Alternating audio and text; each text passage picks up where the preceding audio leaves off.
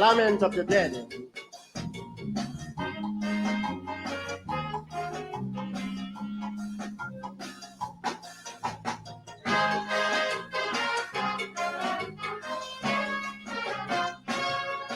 For a ounce of cocaine or some marijuana, you killed your friend Claude. For leaving his terrain and crossing to Mova, you spilled Richard's blood. An ex-drug dealer you attacked because he sell you some bad crack. So you hide in the dark and commit a brutal act. That's a fact. On your URP job you want double pay for doing nothing. The poor man say no, so you blow up the head to win ratings. But murder you committing, besides murder a greater sin. For the things you preventing that dead man from seeing. Yes, for just because of your stupidity, that dead man didn't see Latapi weaving his magic amongst them Yankee when we gave them tree. And just because of your damn foolishness, those you kill will forever miss Thompson winning silver in the Olympics. And just because of your damn ignorance, that man didn't see Usain Bolt dance when he broke the world record with arrogance.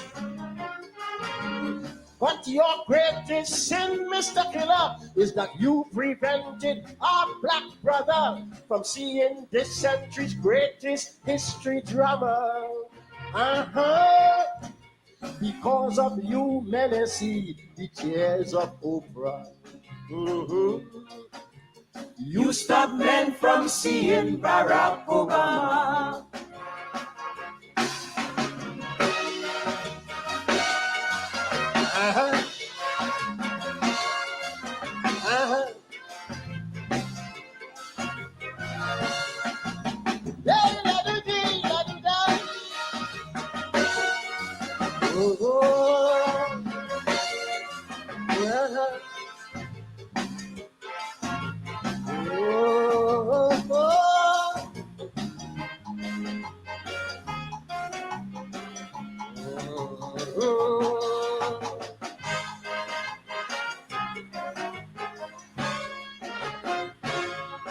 Just because your girlfriend talked to another man, you blew out his brains.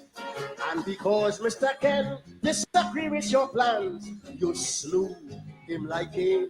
And next man you attacked because you didn't like his act.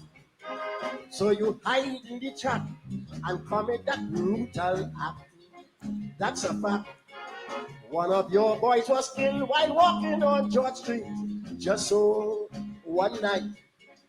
So you walk in the area and blow up two of them, boom, boom, first fight. It's a pity you cannot see that beyond your murderous spree, the folks you kill will never see momentous history. Yes. But just because of your damn stupidness, those you killed didn't get to witness all those men who ran in the New York's business. And just because of your foolish action, the dead didn't see Jesse Jackson weep and cry for the rise of the African. And because of that gun you were carrying, dead men didn't see Black Stalin get his doctorate from UE for doing his thing. You make men see Michelle Obama through the front of the White House enter, not as a maid, but as First Lady, brother. Because of you, better see history register. You stop men from seeing Barack Obama.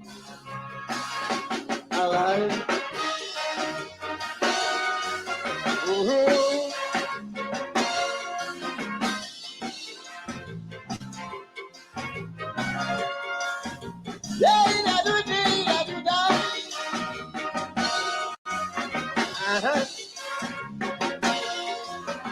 Oh. Oh.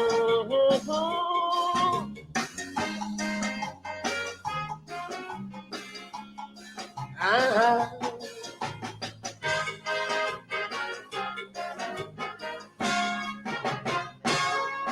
Just a few years ago, Africans were murdered like dogs in the States. Many were killed just so, for some lie, Lord forbid, that whites fabricate. Trying to vote made whites upset.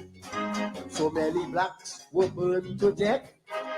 And whilst they were burning, the Ku Klux Klan danced and fed. Oh yes, was the whip and them dogs when Africans demanded their human rights.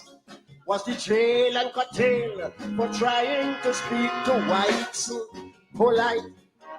So look here, Mr. Murderer, men have died to see what you saw.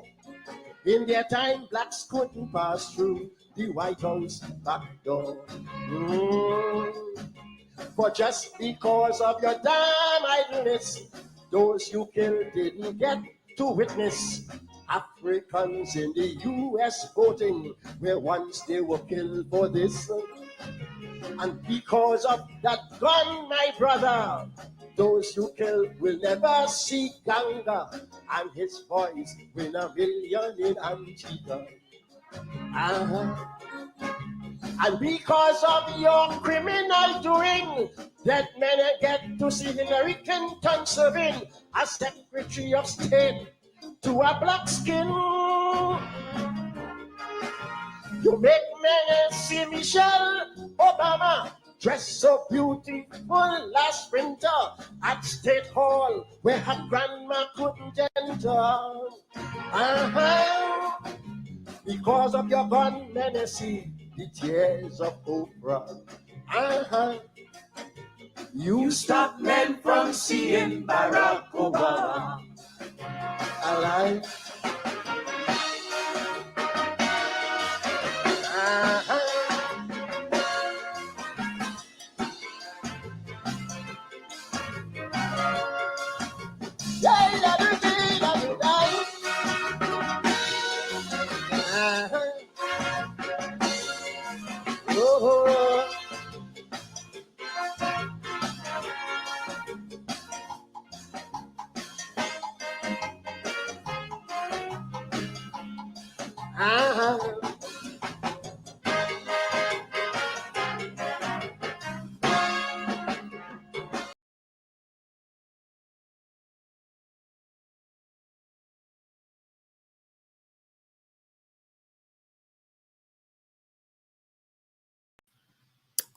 Oh, Dr. Hollis Liverpool there. Somebody say Kaiso, Kaiso. That is real Kaiso, real Calypso, real Kaiso. We are in that season. Good evening. Welcome to Politics 101. Welcome to Politics 101. It's a Thursday evening. Somebody say Kaiso, Kaiso, real Kaiso, real Kaiso. The mighty chalked us. The mighty chalked us there singing the lament of the dead. Now, good evening again, and welcome to Politics 101. I'm here with you. We're expecting Apostle London to join us, and tonight we are going to be talking about that shocking decision by the Guyana Teachers Union, or sections of the Guyana Teachers Union leadership, to sign that agreement on behalf of the teacher. Pastor London, Apostle London, is going to be here tonight, later on tonight.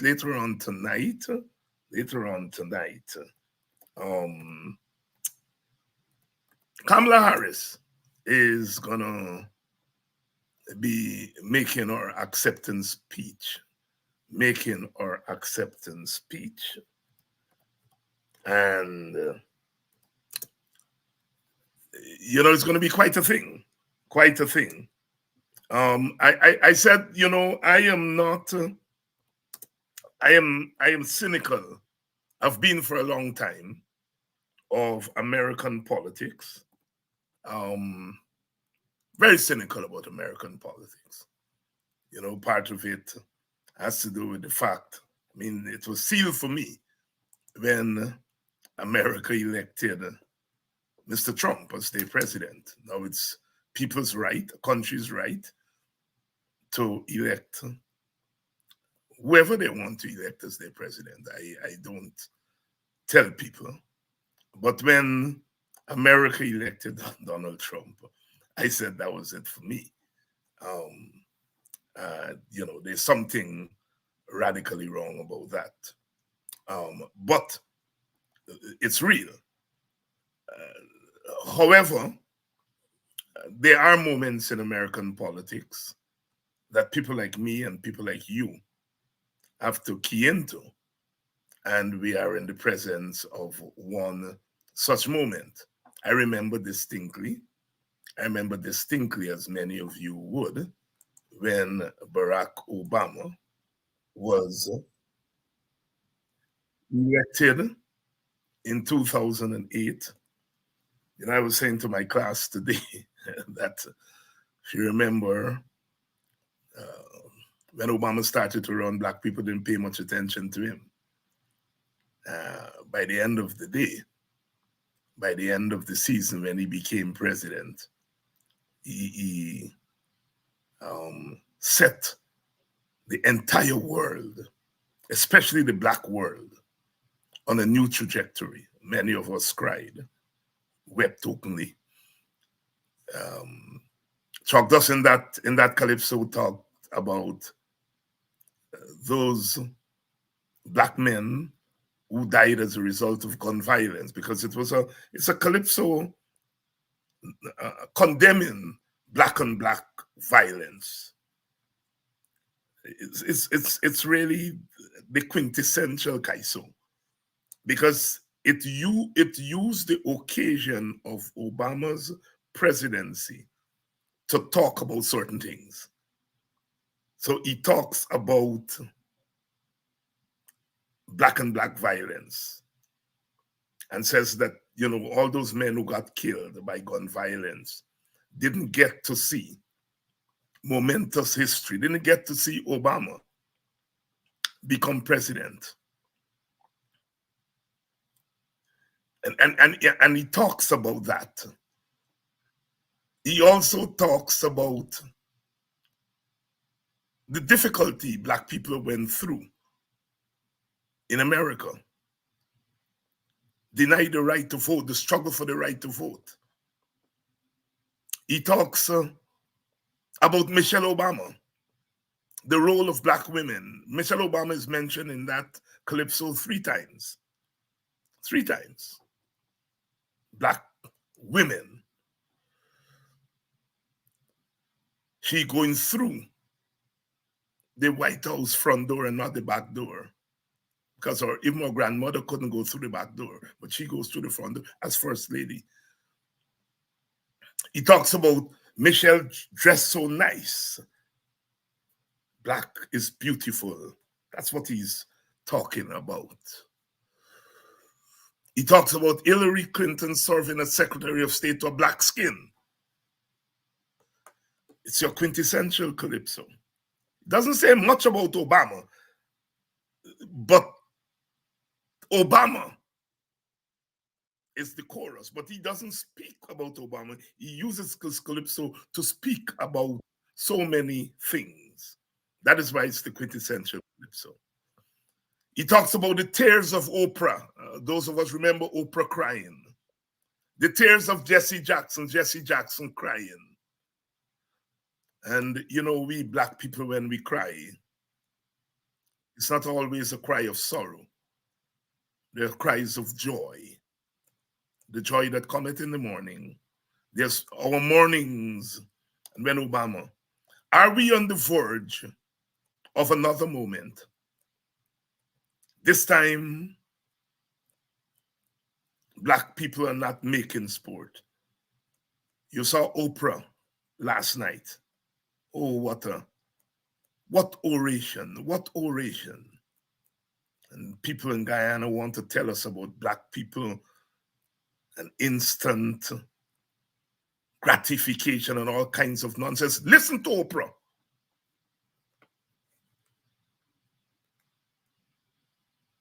What oration. We saw Michelle Obama. Oh my goodness. Oh my goodness. Oh my goodness. Dr. King is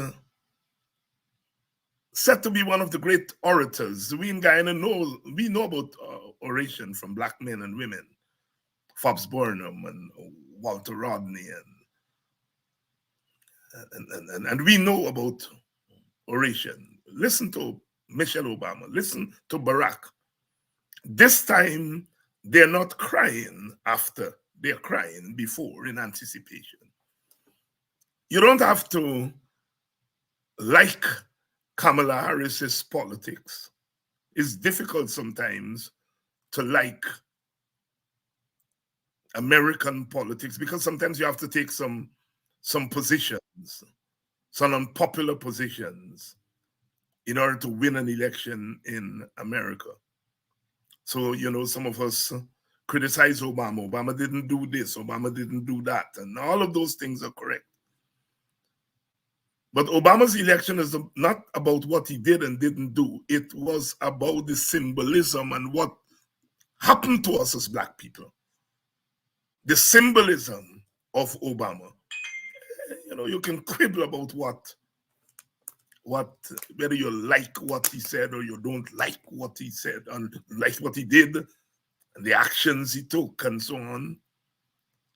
That's American politics. But the symbolism, Barack Obama is not just that he was elected president, but what it meant for black people all over the world. And I'm saying again, you don't have to like Kamala. There are lots about our politics that may not jive with you, gel with you. But we are maybe on the eve of another symbolic moment. Because you see, if Kamala is elected, it's going to be the second African American, the second black person. It will be the first woman. So it's an African American, it's African America, African Americans who are going to give America its first woman president. A white woman tried and didn't deliver it. If Kamala wins, this is a significance, is that African Americans will be giving America its first woman president. As I said, I am cynical about American politics. The things that you have to do to get elected, and the fact that that country could elect a Donald Trump, you know, you have to be cynical about American politics. But that cynicism has to be put in context. You know, sometimes we black people have been saying it here, and I got this from Sister Glennis. No, not Sister Glennis. One of the sisters I saw recently, I think it's a lawyer. Yes, I think it's a lawyer. And she said to me, she said, David, she had called me to give a donation to our emancipation event or office. And we had a chat, and I recognized her from another matter that I was part of. And we chatted, and she said to me, she said, Dr. Hines, we black people sometimes set the bar so high for our leaders that it's difficult for them to climb over. And I've been thinking about that since she said it, and I've been using it because it's true. And it's a good thing that we can set the bar high for our leaders. But we have to be very careful that when we set the bar so high, we have to be very careful that we ask them to do the impossible. So we have to do two things. We have to balance setting a high bar with making it not so high that our leaders cannot jump over. So if Kamala Harris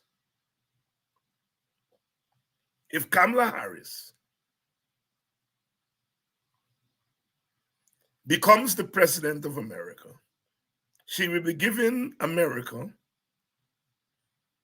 its first woman president.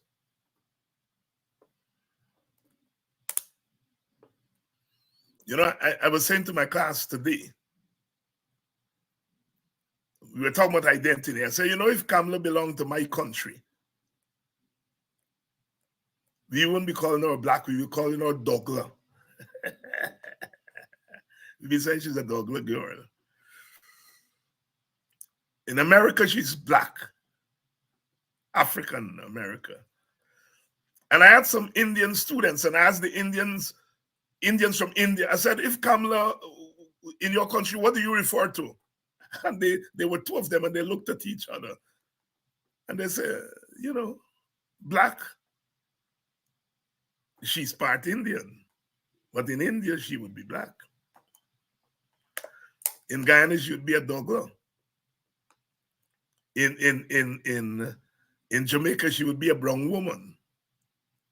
So she has multiple identities. But the greatest gift she would be given, we would be giving America if we elect her, is that we would be doing for America. We gave America's first black president. And if she wins, we'll be giving America's first woman president. Think about it. You all go out and vote if you all are American citizens. You don't have to agree with everything. You don't have to agree with everything. You don't have to agree with the Democratic Party with everything. You are in the presence of history. As Chalky said in that calypso.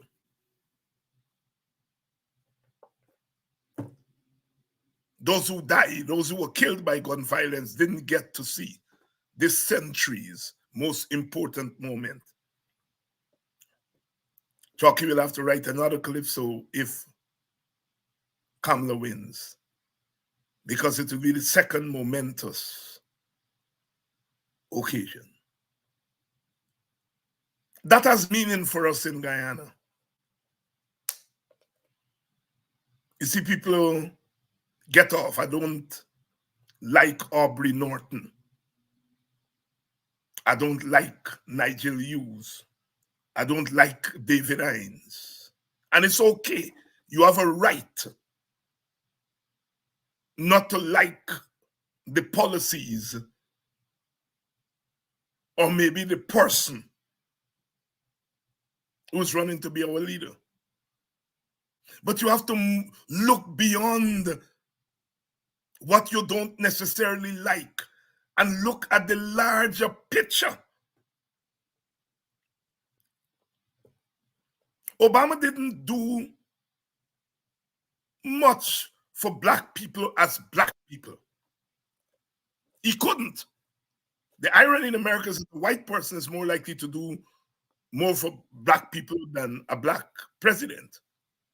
But his mere presence as president did a lot for black people. And so again, one of the lessons we have to learn in Guyana is that we have to look at the larger picture. We have to look at the larger picture. You may not like where Aubrey Norton drinks. You may not like the fact that Nigel Hughes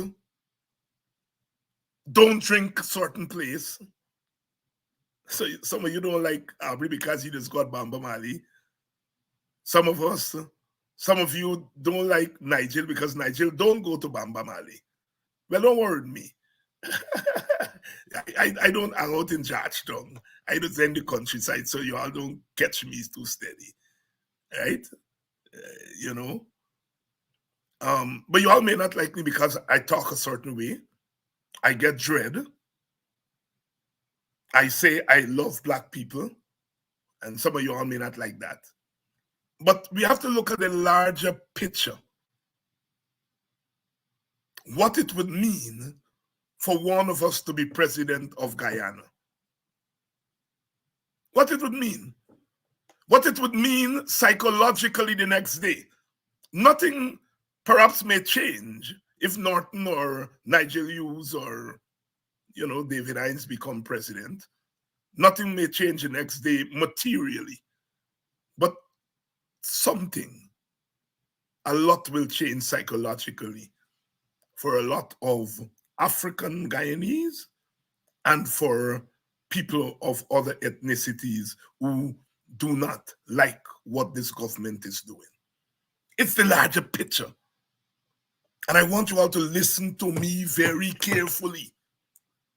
I still read on this board and other boards and what he bring and what this body bring. We all bring something.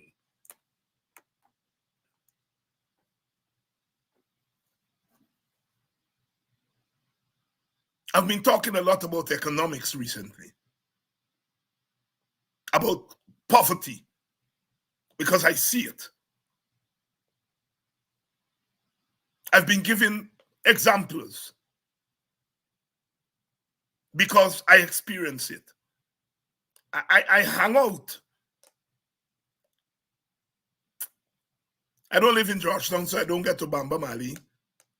But if there was a Bamba Mali in Boston, I sure will be there. And they got plenty Bamba Mali in Boston. I just hang out there. And the other villages, mainly on the East Coast. And I meet people there.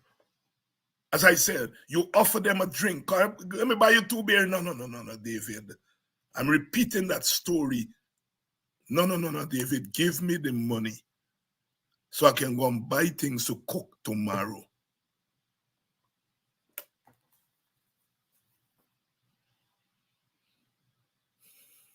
Those women, black women, I'm sure it's the same thing for Amerindian women, poor Amerindian women and poor East Indian women. I'm sure it's the same. They have their priorities right.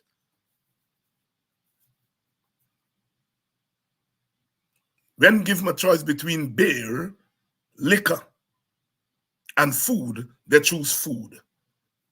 Yet, when we propose that we must put some of the oil money in their hand, some big people, educated people, say they're going to spend them out.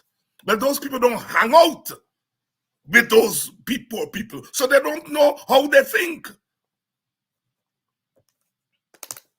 I hang out with them, so I know how they think.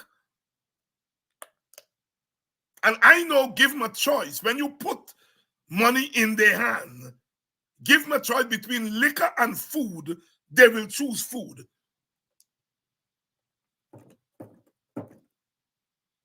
That is why we in the WP are saying, put money in poor people's hand.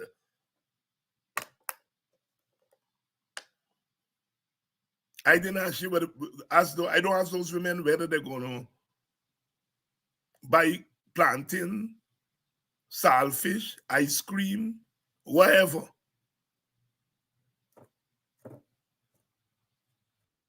Their priorities right. I saw one of them the next day, one time. So I said, you buy ice cream for them children? She said, Dr. Hines, I buy what they need. I said, you buy ice cream? She said, Dr. Hines, I buy what they need. But I get the drift.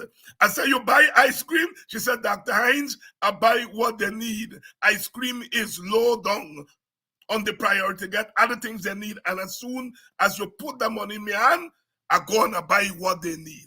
I am saying, my brothers and sisters,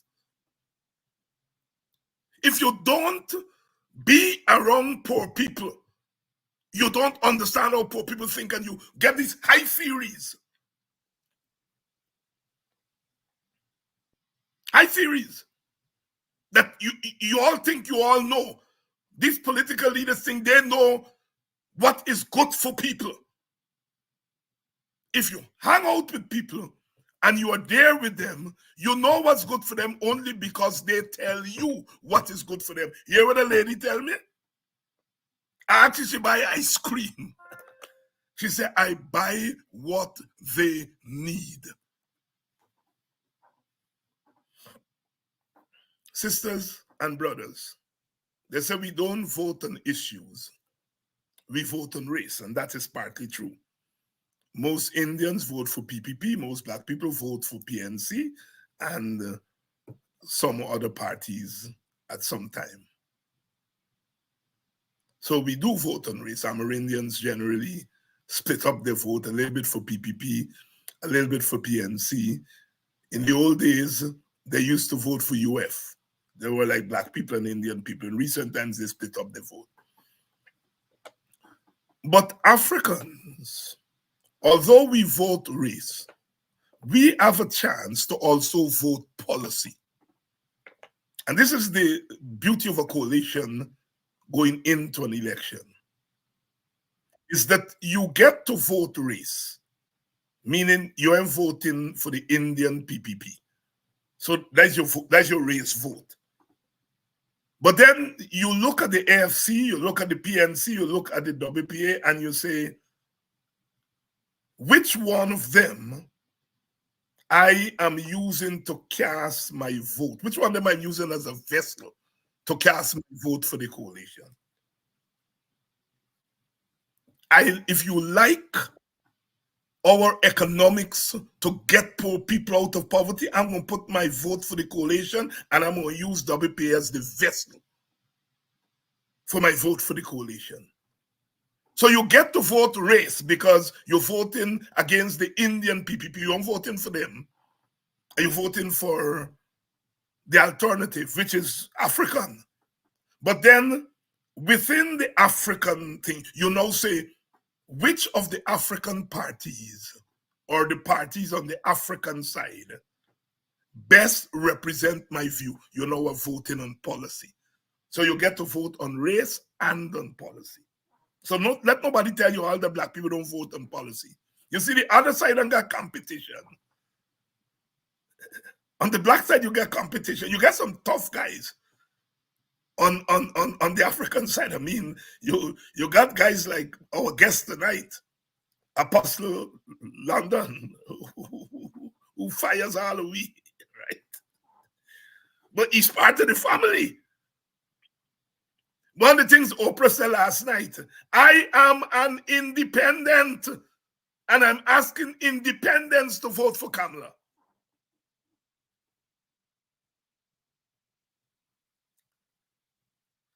There's diversity on our side. Diversity on our side. And so we get to vote race and get to vote on policy. And one of the things that the PPP does to our Indian Guyanese brothers and sisters is that it locks them off and doesn't give them the choice. It's PPP or nothing. That is why some of them are quietly eyeing parties on our side. When Sister Mans attempt to say that, that's how she racist and so on. On our side, you have diversity. And so the point I am making here tonight is get beyond what you don't necessarily like about our leaders and get with the big picture. Do you want black people, opposition people, poor people to endure 5 more years of the PPP misery? I am not saying don't be critical of our leaders. Be critical. I want you all to be critical of me. I want you all to be critical of Aubrey. I want you all to be critical of Nigel. Don't give us a free pass. Don't give us a free pass. But do not be so critical that you set the bar high that we can't jump over. And when we can't jump over, you say, well, you go, you don't want to sleep, you don't go in and vote. Because all of them depend on stupidness. You all have got to push us. That's what they're doing with Kamala. Kamala is not as exciting a candidate as Obama. She's not as exciting a candidate as Obama, but you know she got some exciting people help him to push her over that bar.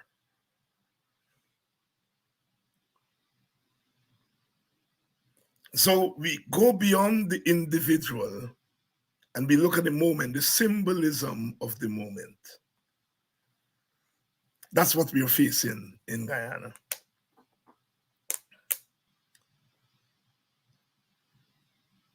That's what we're facing in Guyana.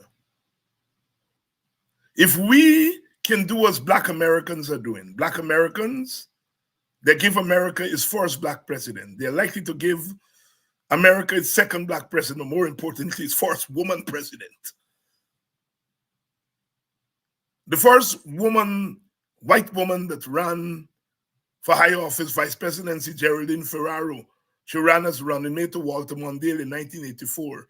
Walter Mondale lost all the states with a woman on the ticket and with women as the majority of the voters. He lost all the states except Minnesota and Washington, D.C. He was from Minnesota. When Hillary Clinton tried, she won the majority of votes, but she lost the electoral college. She lost the presidency. White women vote against her. White women vote against her to deny her the presidency. I am betting my bottom dollar Black women ain't gonna vote against Kamala. I bet my bottom dollar. It's culture, it's worldview. And we in Guyana have to learn that. Learn to be critical of our leaders. And we're going to be critical of some of them tonight. Because we're going to be talking about that scandalous agreement that a section of the GTU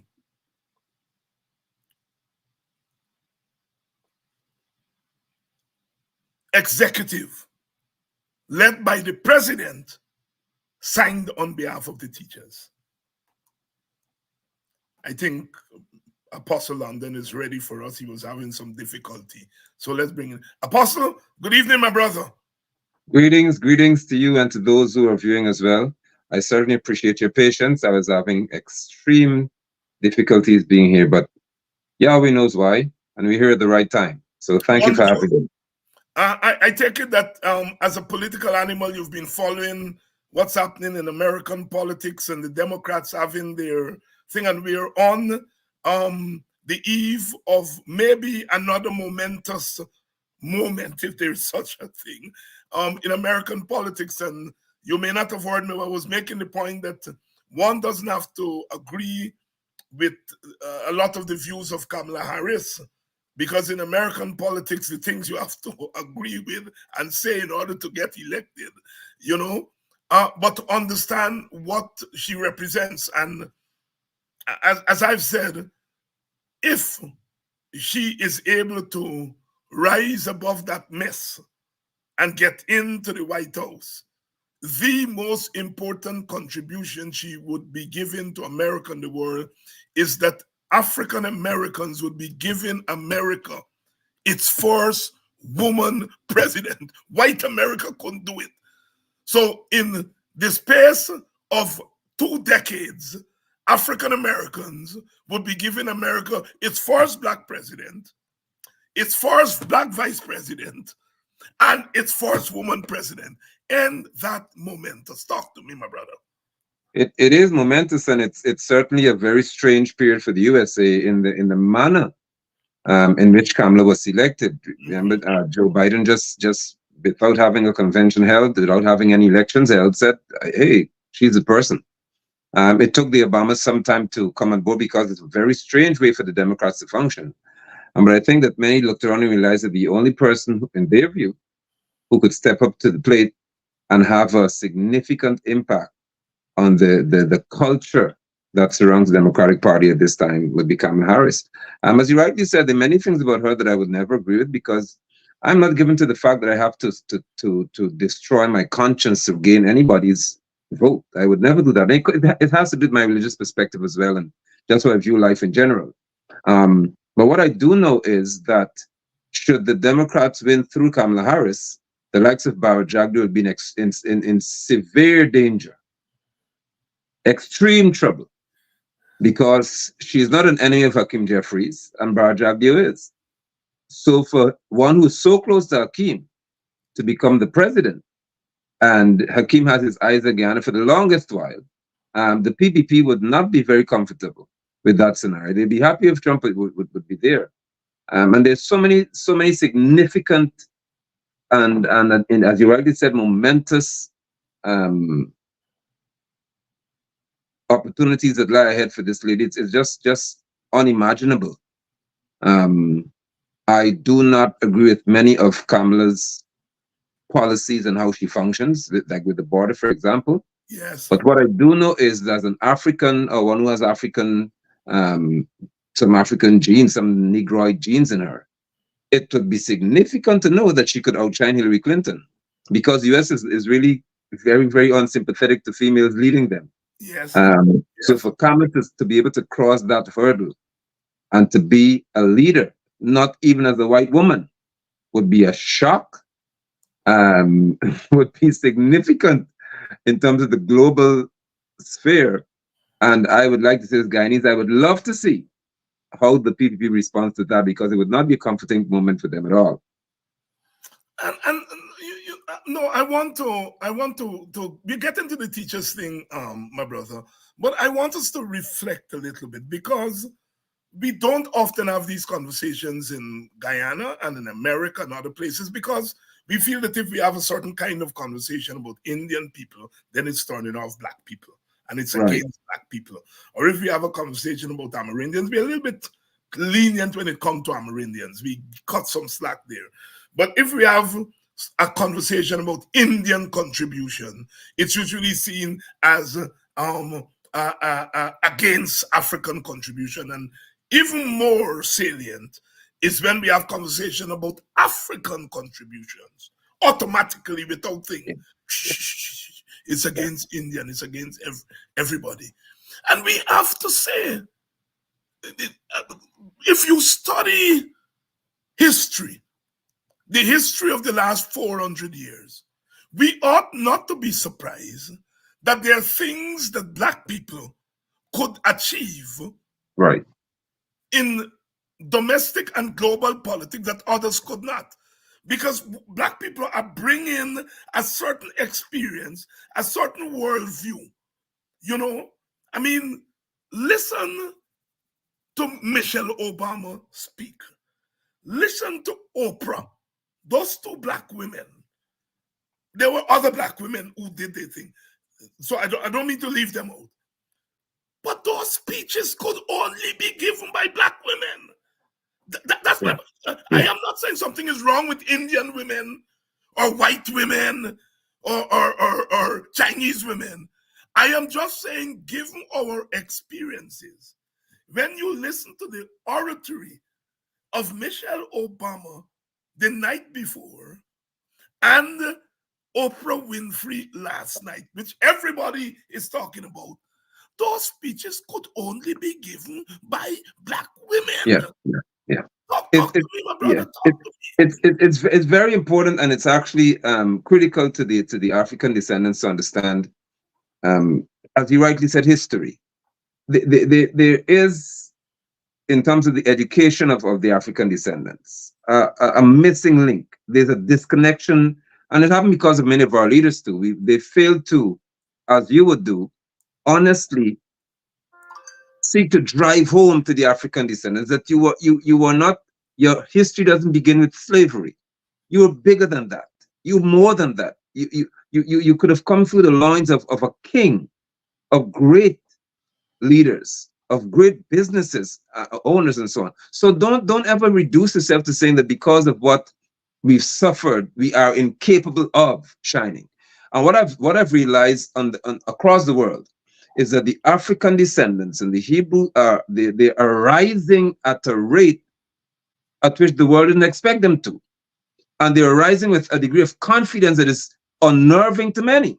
So when the likes of you or me consider and say, listen, we are highly skilled, highly intelligent people. We are extraordinary. There are more of us who now saying, actually, that may be true. Yeah. See? And that is bothering a few of them. That's why I said that for Kamala Harris to win ahead of Hillary Clinton, it would be a significant blow to many in the USA. This is nothing easy to deal with. But the trouble that, as you just spoke to, the trouble that Hillary and others will have is that Kamala doesn't stand alone. When you have the likes of Michelle Obama, Oprah Winfrey, and many other African women, they're being the two quite significant here. When they stand to speak about Kamala and to represent the cause of the African woman, it's a different culture being presented now. It's not a case whereby we're saying to you, we hope you feel important, we hope that we can respect us. No, these are women who know they're respected.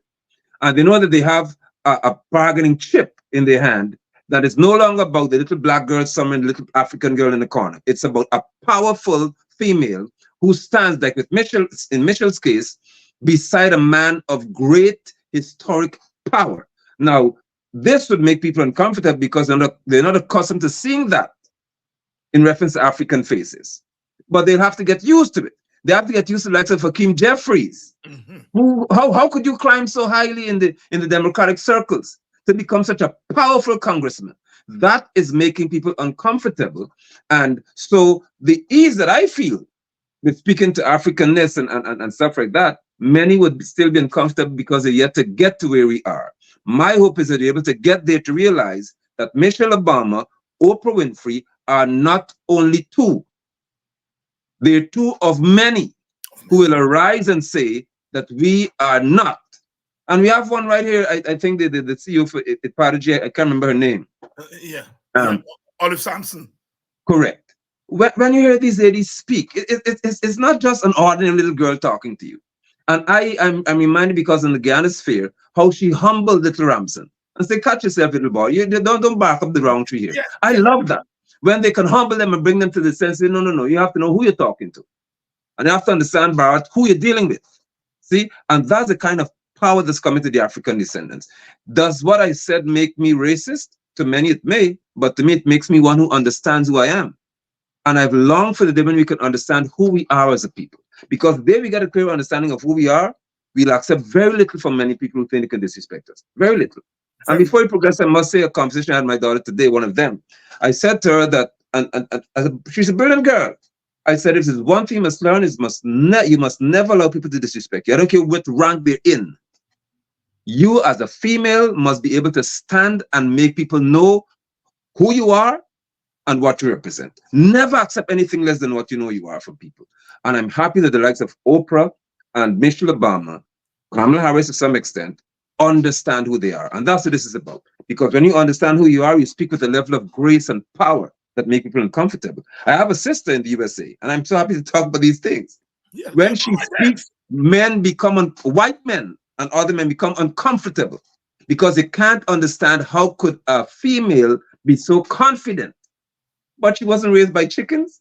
She was raised to understand who she is. And she was raised to understand that you are just walking in the grace of greatness. And so this is a very, very serious election. And for Trump to be beaten by a black woman would not be good for him to swallow. It will not be good for him to swallow, and it will send vibrations throughout the world, just as Obama did when he got elected. And as we're on the point of black women, and we have to, sometimes I said, David, you shouldn't be saying it because you shouldn't have to say it. We are not saying something is wrong with Indian women or Amerindian women.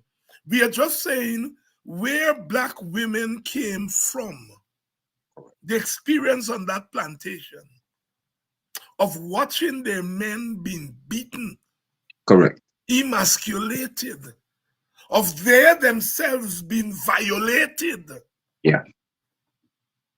And coming out of that and standing tall today in 2024, wherever they are, and saying, I am here and I represent something.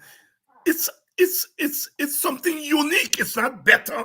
It's not superior. It's unique. You see, when I look at Coretta McDonald, it's only because they can't say a woman does go to Bamba Mali. They would cuss she and say she would go to Bamba Mali.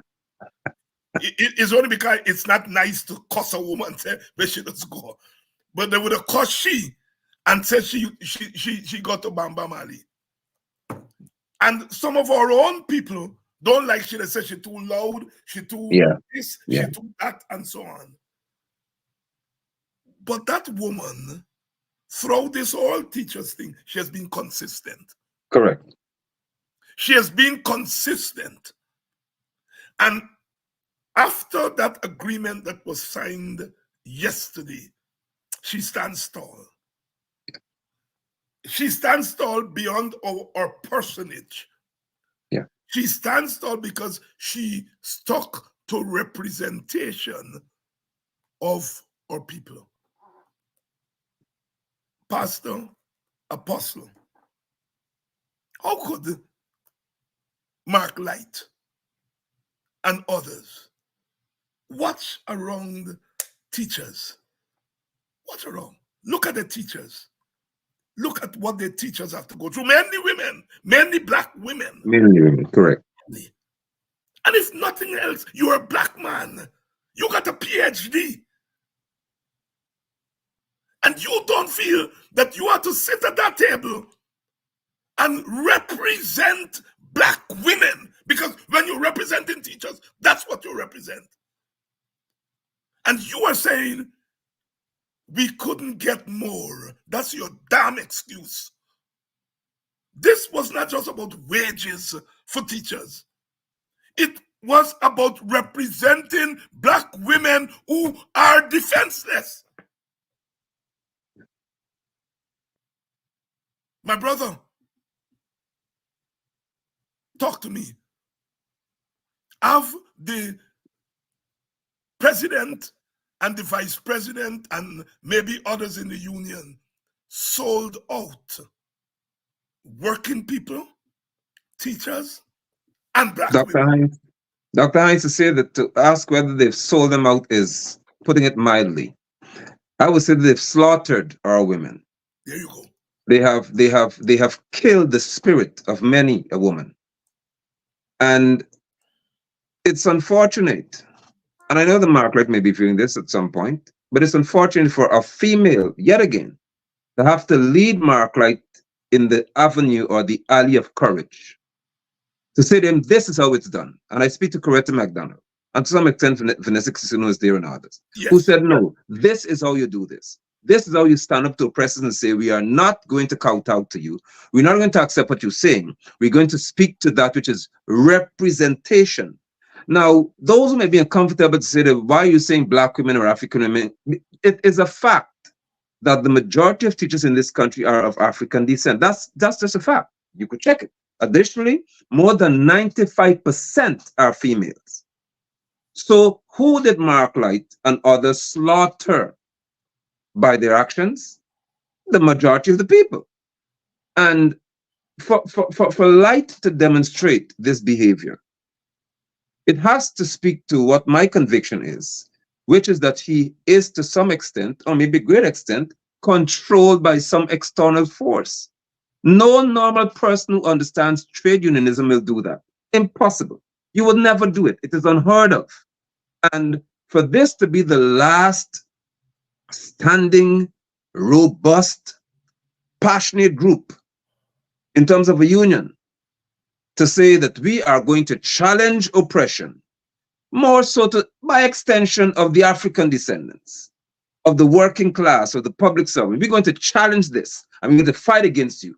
And then suddenly, the president of all, more than anyone else, says, we can't get more.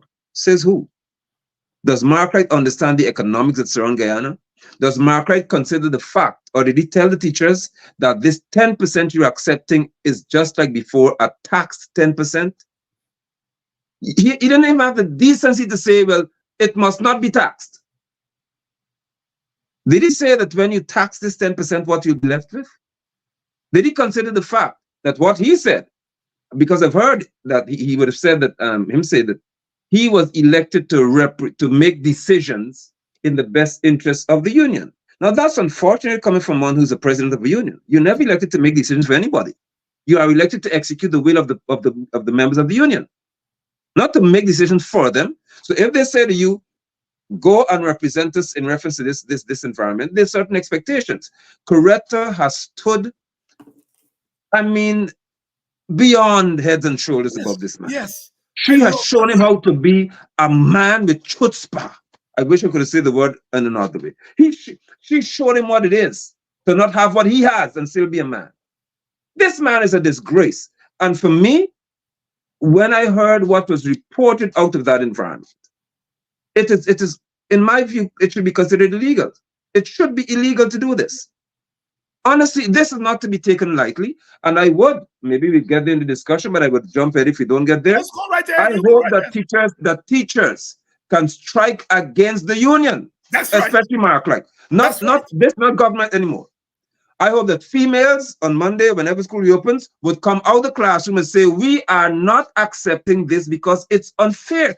How could it be okay for this country to be earning $1+ billion per day, spending money like rain, as they would say, and then to say to the teachers, all you could get if you earn $180,000 per month is $18,000, just about. And we'll tax it. And we're not going to consider the ridiculous rate at which food, as they would say, inflation is occurring in our country. We won't consider that. We'll tax that. And Coretta stands to say, we are unprepared to accept this. And light, I warned these people before, Dr. Hines. So from the very first time he did it, I warned teachers. I warned Guyanese. I said that Mark Light is a dangerous person when it comes to trade unionism. Because what he did the first time, and without consultation, he told teachers come out of the street. I said, this is unheard of. You don't have people in the heat of battle, ready to go for the long haul, and then say to them, yeah, we agree to get off the street. Something is wrong.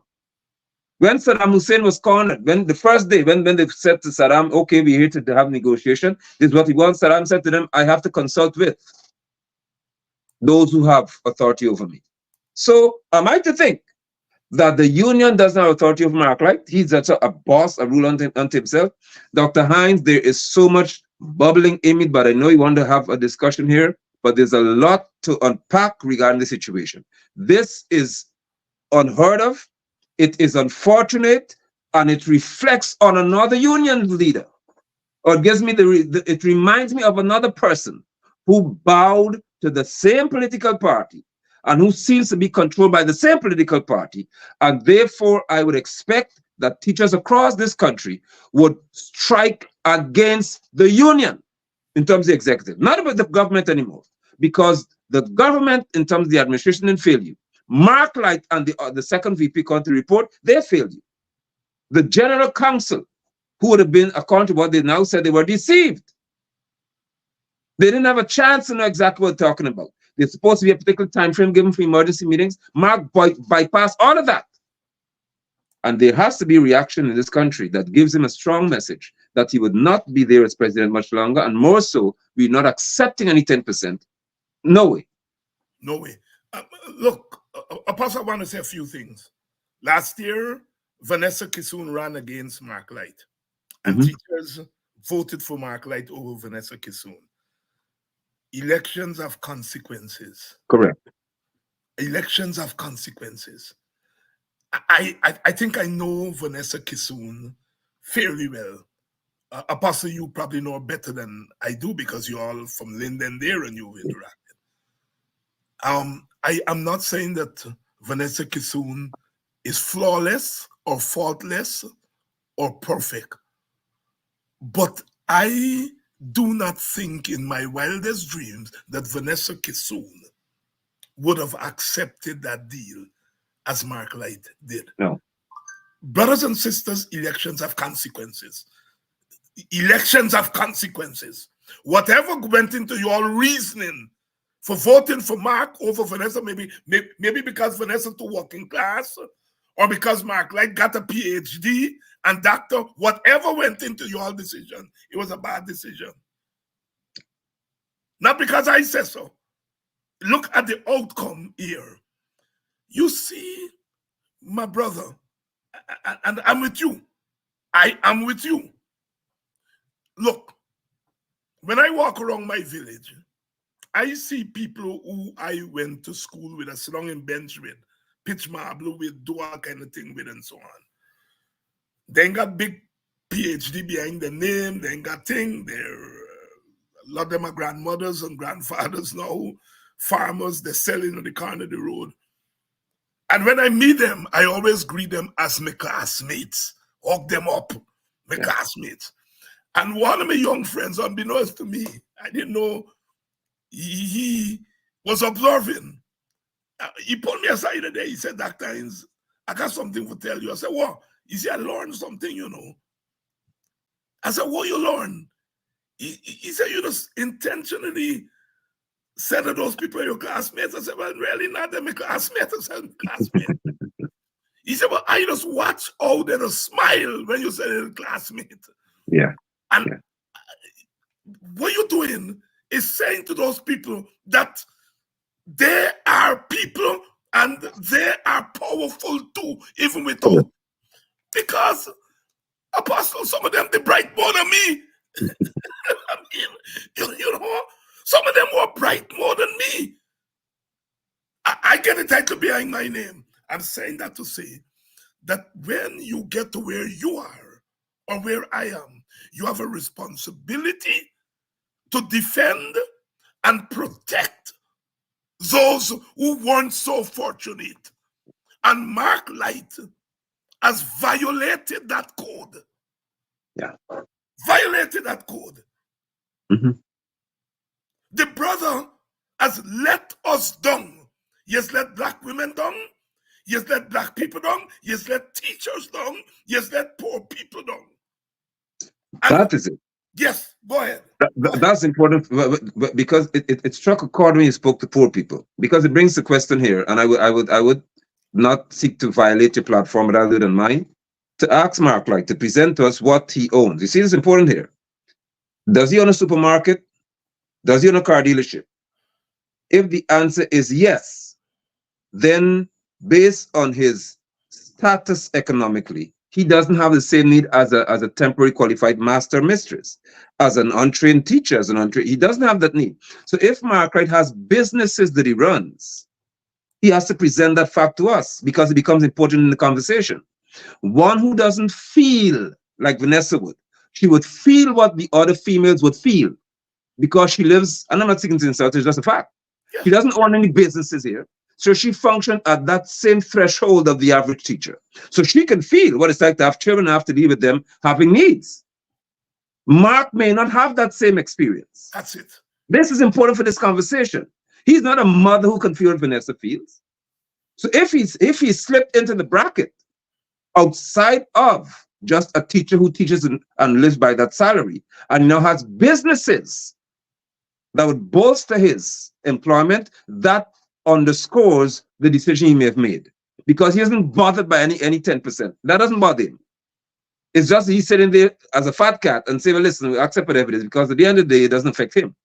This is treasonous in the conversation regarding females, because Vanessa Kissoon represented, I say again, a body of females. She's a mother. She has to deal with certain realities.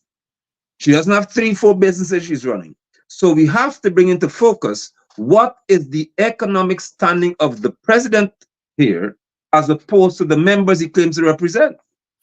And that may give us a lot of answers that we need, because I've just had an interaction with people who did business with him, reference a car dealership. I know I'm talking about. I mean, first-hand information, but I was asking for the sake of him to come forward to tell the teachers, do you own a car dealership? Yes or no? Do you own a supermarket? Yes or no? Because once you say yes, then we understand what's happening. Pim. old people say, pim, pim, pim, pim. You see, look, Apostle, I've been hearing Marklitis PPP. I've been hearing some of those things you just mentioned there. But I felt I needed to give this brother a chance.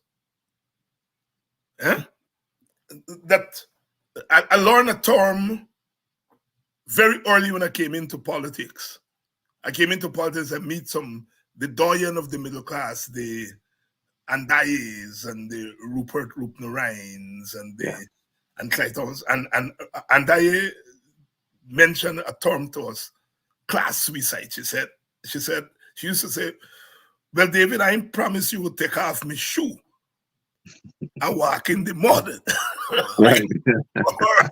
I think I'm going that far. But I'm going to commit some suicide in that I will stand for the poor in many ways. Right. I ain't ready to take off my shoe and walk in the mud. Right? And that was hilarious, right?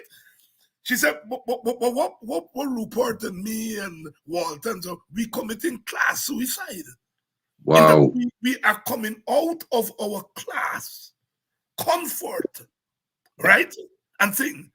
And you go by Andai apartment in those scrunting days, and Andai would get up in the middle of the night and open the fridge, nothing in the fridge, you know. I just don't think till up to now. She just get up and open the fridge, nothing in the fridge. Because in them days, you couldn't get work, double paid, although they're middle class, they're poor, right? And then I would open the fridge, and I got the thing from them. I would get up at 1 o'clock, just open the fridge, man, going in for nothing.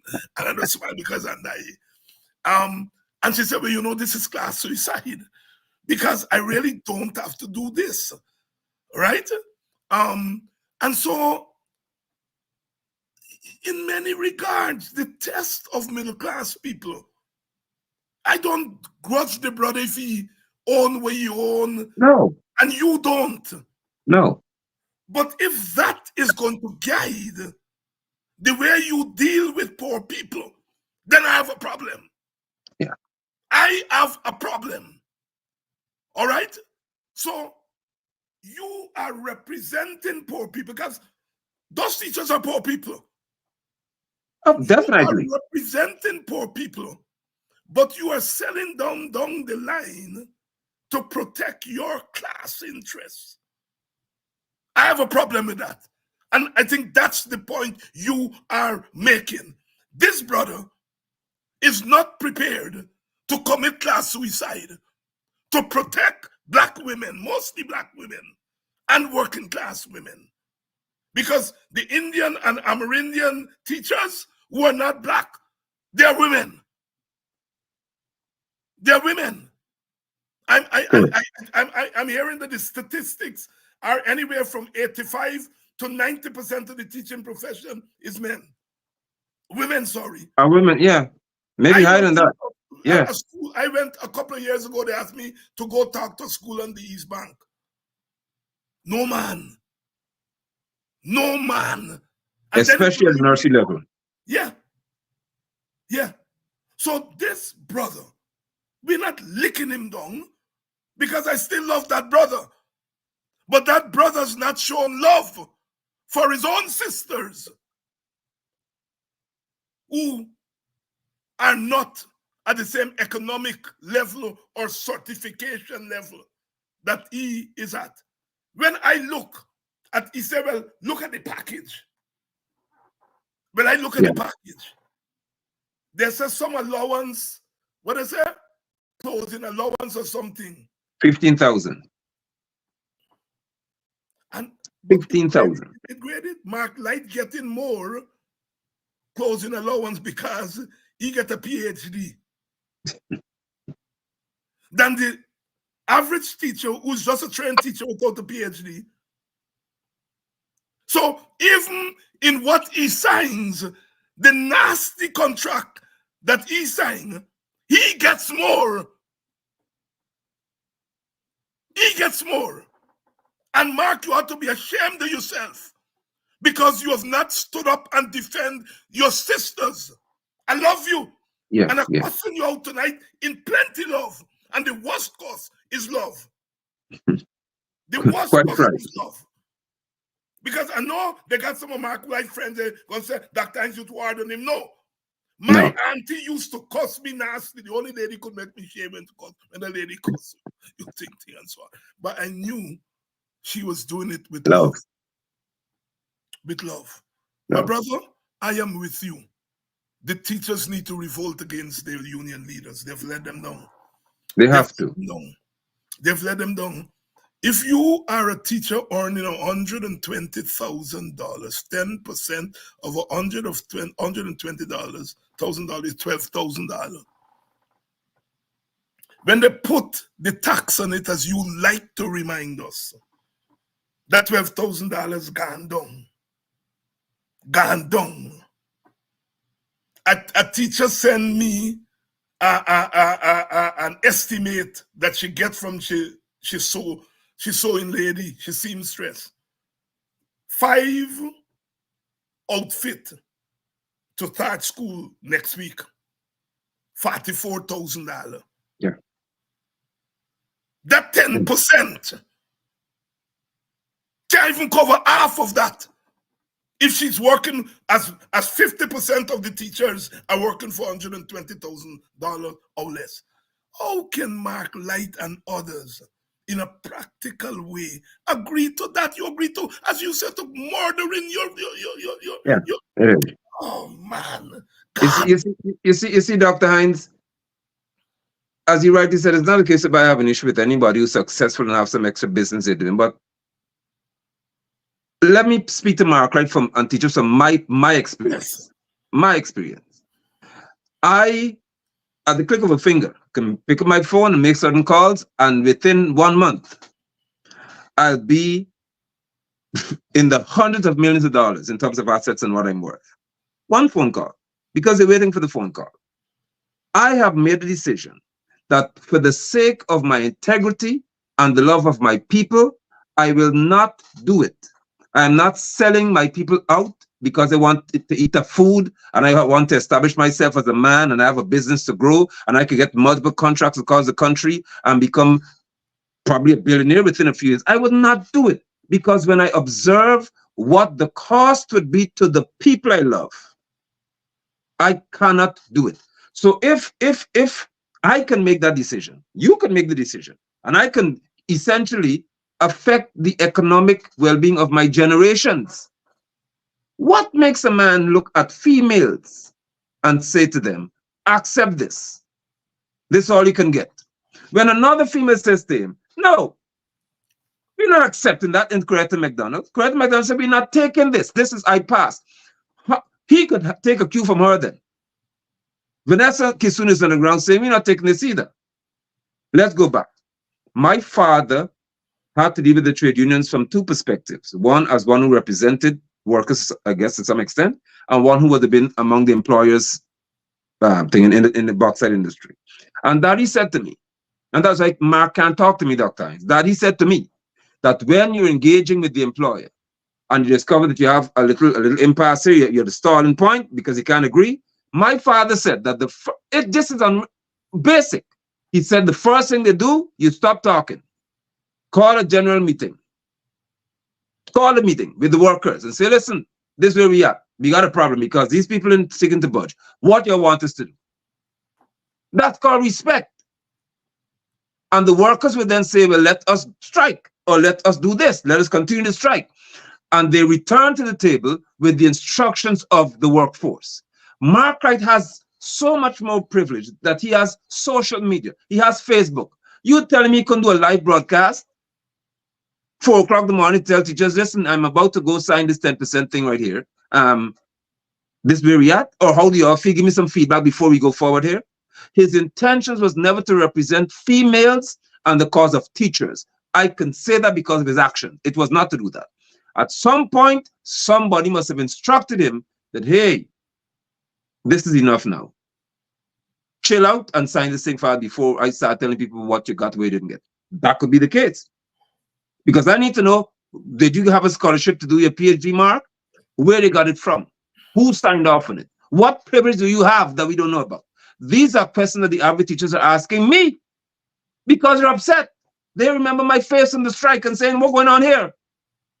This man has me, and I'm upset because I don't put my face to certain things. So when I go out in the sun with these teachers, in the rain with them, and then they turn and say to me, now hold on, what we stood up for? What can I tell them? And these are females who understand. Some of them, Dr. Hines, before they think, when is payday? When they're searching the phone to see the calendar, when is payday? When will the pay hit? Because I'm this close now. If I only get 2 more days, I'm done with. They live, as they would say, from paycheck to paycheck. Some of them live before the paycheck, the money done. They have to get money from somebody else, somewhere else. And this man would not understand the plight of our people. This is unfortunate. And he is an African descendant. That upsets me. He is also said to be a pastor. There we go. You don't let's go over here now. Let me talk from this part. Yahweh hates an unjust scale. It's in your Bible. He hates it. There are very few religions I can name that subscribes to treating human beings in an unjust manner. This is unfair. This is unconscionable. This is, in my view, illegal. Although they may not be. You can't do that to people, man. You should never treat the poorer class of people in that manner. Teachers in this country are the lowest paid in the entire Caribbean. And we are the richest country in the world per capita. And you tell me that trade unionists, whose worth is salt, would accept this for his teachers? You are not. Some teachers in Guyana earn less than pensioners in Trinidad. That's how disgusting this is. And this man would accept that? Does he see what GPL does to people in terms of their bills? Huh? Does he see when you walk into Massey what happens? I told you I went to Massey and left with 3 white paper plastic bags, there's so many, and spent $20,000. There you go. Yeah. How many teachers could do that? Yeah. When I used to pay $3,000 for my brakes parts in my vehicle, I'm now paying $10,000 and $9,000 and $12,000. Teachers, you must strike against your union. And this is about principle, not about, don't tell me about politics now. This is about a principle here. When a trade union leader does certain things to you, you have to meet him with equal or excessive force. He has failed you. And you must react to that. Because he's given jagged you fuel to insult you. That's what Mark Clark did. And you see, when my brother, you see, when I talk about slave catchers, correct. You have to discourage this kind of behavior on the part of our leaders. We have to discourage it. Mark Light has now advocated whatever role model he was in the past. He has now advocated that I can't tell young black boys and girls or black girls and boys of any race to be model, to have him as a model. And I just can't. I just can't. Good evening to all of you. And I know it's animated discussion tonight, not just with myself and Apostle, but also among you. Good evening to my classmate, Reggie Duncan. Reggie, I got your message from Sir McGarrell. And I think I saw a mail from you, which I have to respond to. But you're going to understand that I haven't gotten around to it yet. But I heard you were looking for me in Buxton, and Sir McGarrell was adamant. And you know, Sir McGarrell is a bad man. When Sir McGarrell is my classmate, and that's a man, you don't turn him out left, you don't turn him out right, you just push him out straight in front when he's ready to abuse you. I went down, Reggie, I went down to Baghdad and said, you know, that's a man don't come up unless he come into funeral. I go down to Baghdad and said, because he cook roast pork and so on and thing. And I went down there and he tell me that he's willing to volunteer for me now that I'm a presidential candidate. But if I didn't come down to Baghdad side, I would not get his volunteer work and so on. So he said, whenever I talk to you, to tell you that he delivered your message and that because of you, I go down back that side, and so he's able to volunteer. So I delivering a message. Pastor, Apostle, as we contemplate this situation, what does this mean? What does this mean for working people? Because if teachers, the teachers union, which is the most militant union in the country right now, if the teachers union can be shoved around, can be beaten up by the government, and end up being beaten up by its own leadership, what lies ahead for working people in our country? Quite profound and quite a significant question, which is why I said that there's a slaughtering not just of our female teachers. This action by a president and reportedly a second vice president speaks to the ultimate death, if certain steps are not taken, of the working class in reference to your rights. The Guyana Teachers Union was the last to stand to say that we are going to demonstrate to others how we respond to tyranny, how we respond to oppression, how we respond to injustice by the hands of those who should be our employers. The GPSU did a little shake of the shoulder, and that was the end of the matter. It therefore sends a message to all public servants in this nation that at this time, you are subjected not to your will and your passions for a better life.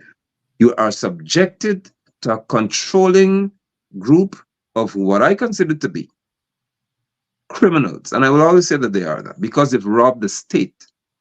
And when you've got political figures who are deliberately undermining the fabrics of our society to establish themselves and root themselves in certain positions, the inevitable end would be that when you dismantle certain arms and certain fabrics and networks of society, you're left with a cluster of people who say that we would not accept this any longer and we shall retaliate against this injustice. That would be an unfortunate day for our society if it ever gets there. Because when you kill the unions, you leave the workers to fight for themselves, and that they will do. You may not like what they will do, but they will. Because you've eliminated the group and the groups that are able to come to you to say, let's talk. Let's hash this out. Let's speak about this matter in a manner that protects us all in reference to the labor laws. When you eliminate those bodies, you have then a working class and massa, as you want to put yourself. And the working class has never bowed to massa for a very long period of time. Trust me on this one.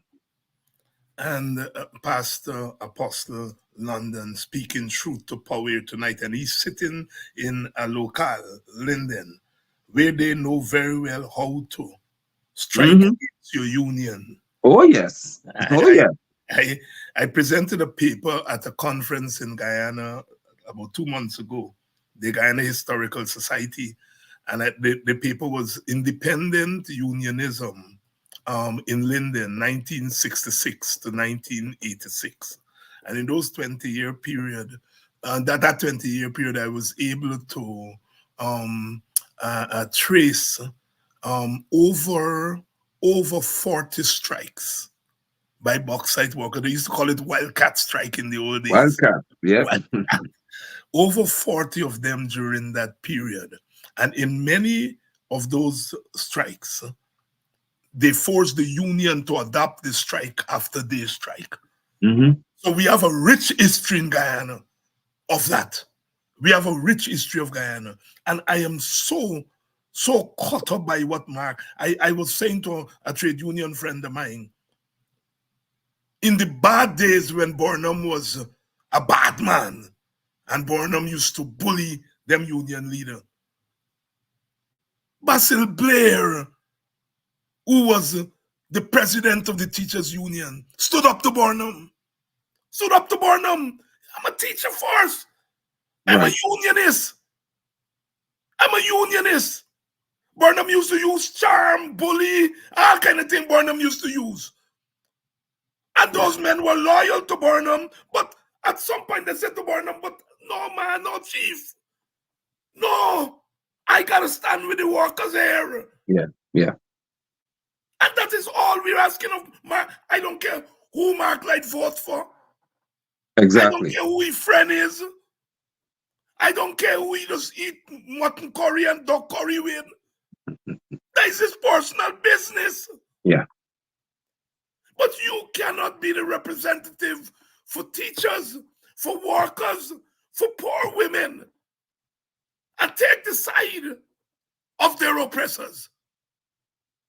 Because that's what he has done here. He has taken the side of the oppressors. Correct. So Irfan Ali is laughing, kya, kya, kya, kya. But mark my words, you're going to take back the laugh. You're going to take, because you all are driving our country to despair. Correct. You all are driving our country to despair.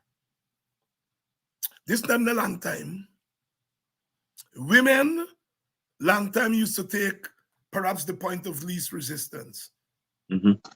They look after themselves. They do what they got to do as the women say, I got to do what I got to do. What the teachers have shown us this year is that they're not ordinary women. They're capable of standing firm. And they've opened up possibilities for working class women in Guyana. They've opened up, they've shown working class women how to fight.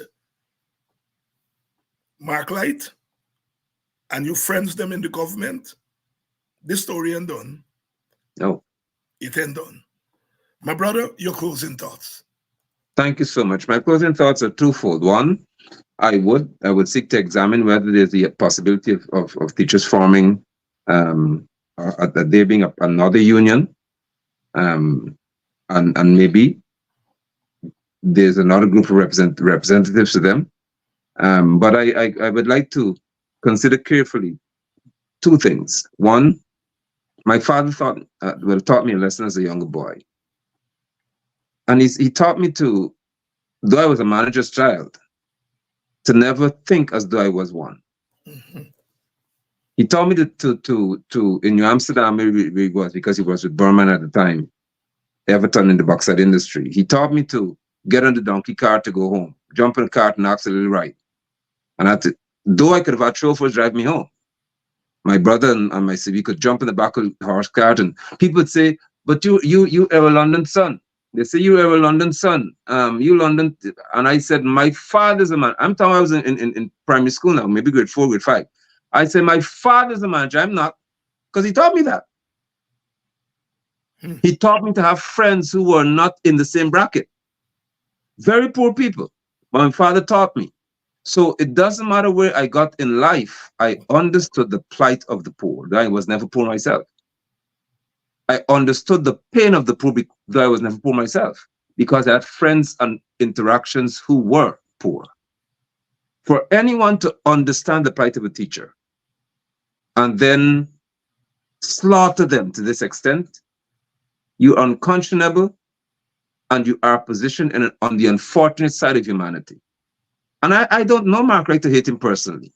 I hate what he did to the teachers. Finally, I say this, Dr. Hines. When you consider the actions of this PPP administration against women, you must also consider the silence when women were physically abused by members therein. Their members. They were not saying anything. Because I would further conclude tonight that based on how our teachers are treated, that the men in the PPP are given to abusing females. I can draw no further conclusion, because this is an assault and an abuse on females. In most nursery schools in Guyana, 100% of the teaching staff is female, not a single man. Mm-hmm. In the primary schools, there is over 95% of the teacher population being female. The very few primary schools with male teachers. The most men are found in secondary schools or high schools. It therefore stands to reason that if you're going to do this to nursery school teachers and the primary school teachers, where you find the majority of females, you are announcing to them that you are predisposed to abuse. And that is not a healthy thing to happen. I call on every teacher with a conscience in this country to strike against your union, rebel against the executive, and demand that Mark Light resigns forthwith. He has to go. He has to go.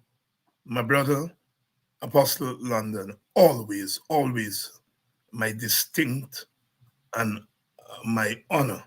It's an honor to always have you on The this. pleasure is mine, sir. And it's mutual. And we'll talk shortly. Thank you. And to your audience, you heard the exhortations there of the apostle. We've got to rebel. We've got to rebel.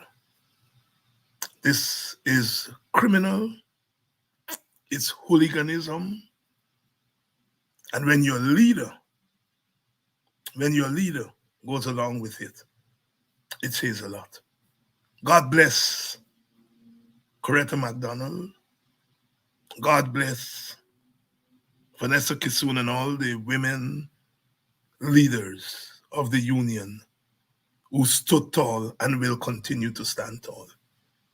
Because of them, we know the truth. And the truth is that the male leadership of the union failed to defend their women. What a shame. What a shame. Let us not lose heart. Let us not lose heart.